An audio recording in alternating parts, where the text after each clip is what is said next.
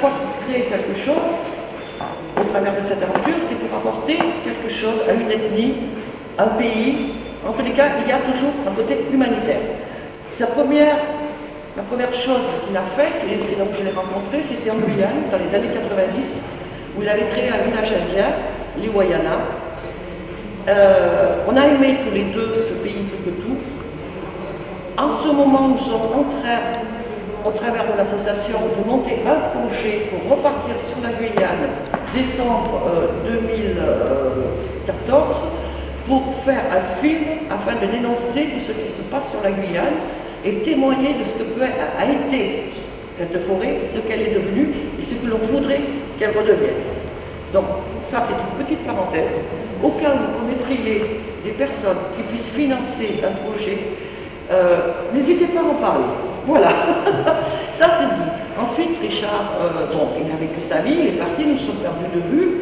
Il a fait pas mal d'années en Asie, en Thaïlande, où il a appris énormément de choses.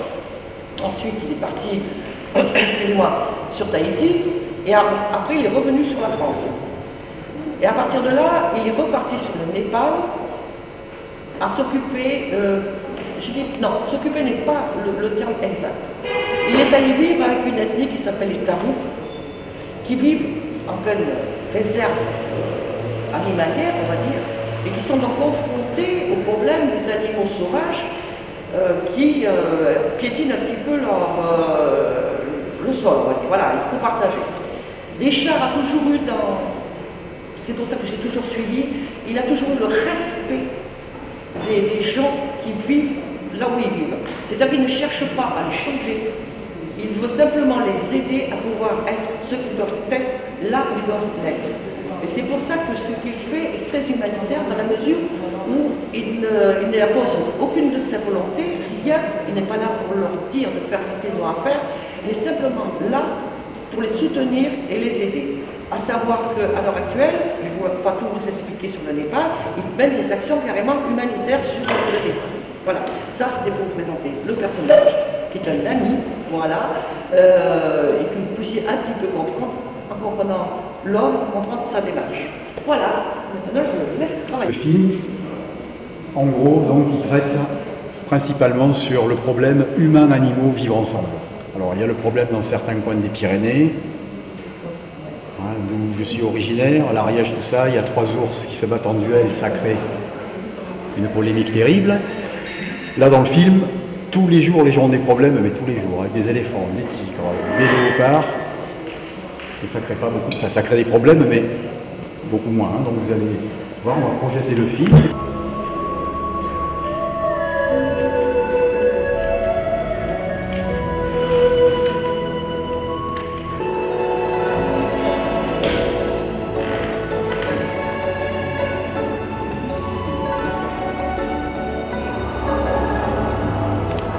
Très particulier, au trafic très dense, avec par endroits des routes très étroites, dénuées de trottoirs et de feux de signalisation. Quand vous marchez dans la ville de Katmandou, tous vos sens s'éveillent comme par enchantement, tout comme ceux des chauffeurs en tout genre, qu'ils soient en vélo, à moto ou en voiture. La spiritualité, associée à un artisanat très riche, est omniprésente dans les rues de Katmandou, comme d'ailleurs dans l'ensemble du Népal.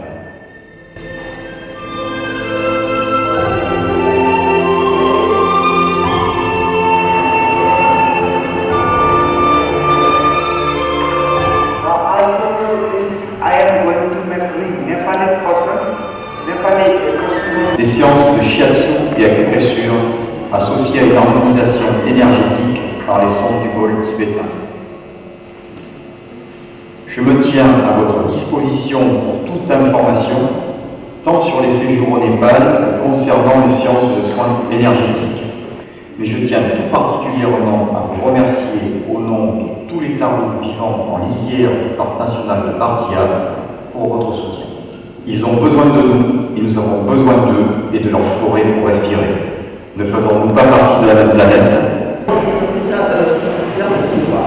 Donc je voudrais pallier à ce manque vous avez, voilà, de mettre dans le panier, c'est Stéphane qui m'a dit ça, il dit, toi, quand tu parles du panier, c'est une tradition du Sud, ce que vous servira, vous l'avez bien compris, à aider cette ethnie Darou, surtout les enfants, pour qu'ils puissent aller à l'école notamment, et aussi aider Richard à leur permettre d'avoir du grillage, du fil électrique, et tout ce qu'il leur faut pour pouvoir se protéger. Voilà. Il y a là-bas, en sachant que le front, malgré le fait qu'il y a de nombreux dégâts, de nombreuses attaques, il y a les éléphants tuent les gens, plus les tigres, c'est les éléphants principalement, qui créent des dégâts.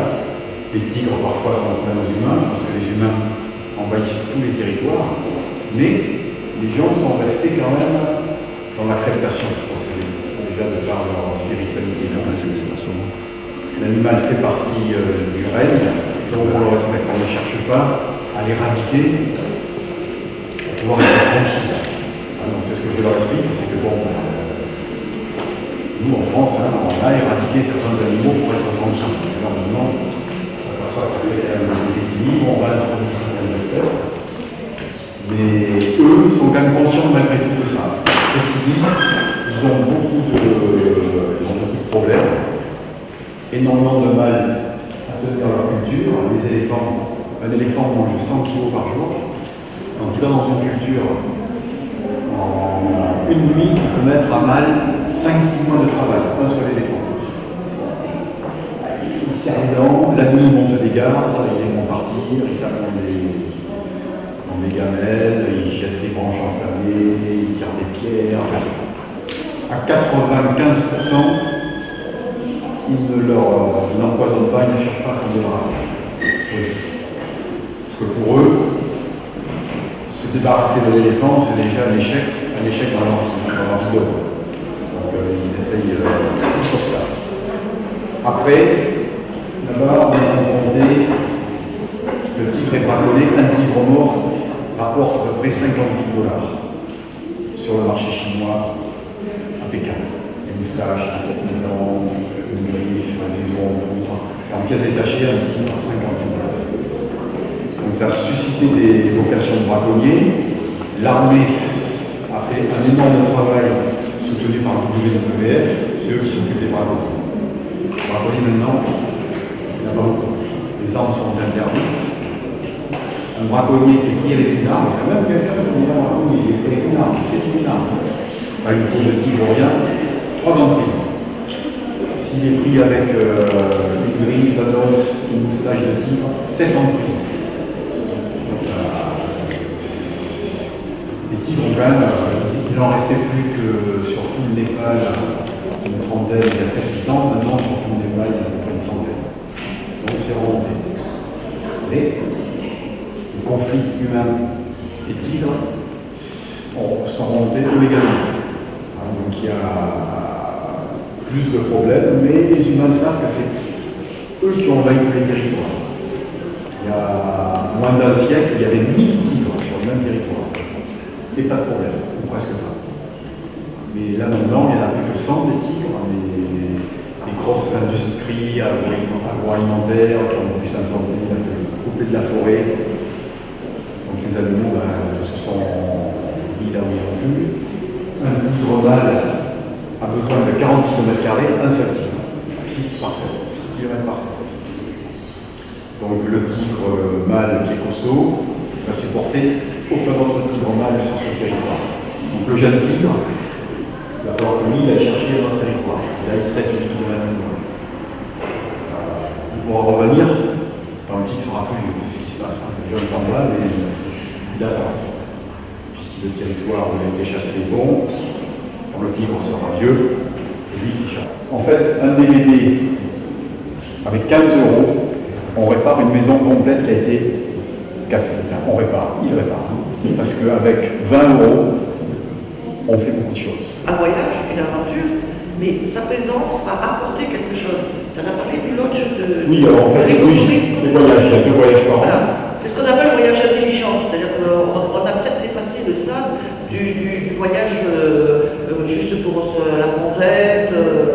Là, c'est un voyage qui va apporter à soi-même, en priorité, faut pas.